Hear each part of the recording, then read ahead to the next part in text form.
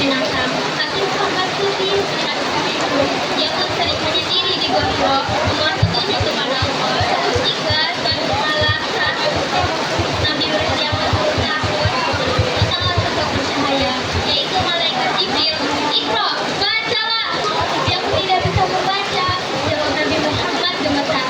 Tapi Jibril mengulangi dan lagi, hingga akhirnya turunlah wahyu pertama.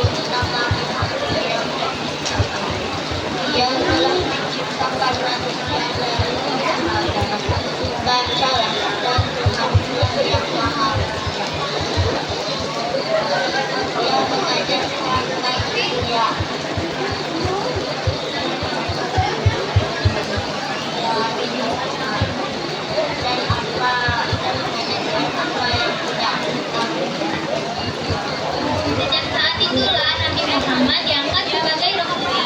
Tugasnya membawa manusia dari kegelapan menuju cahaya Islam.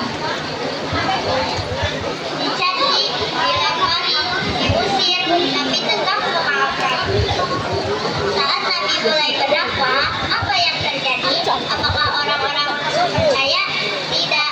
Dia dihina, dilempari batu, bahkan dituduh gila.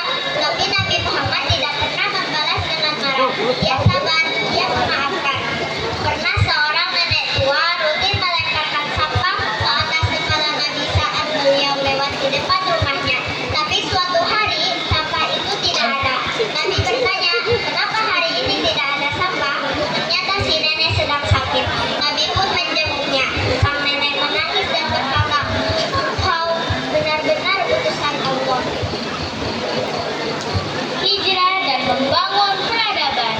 Karena tekanan makin berat, Nabi dan para sahabatnya hijrah ke Madinah.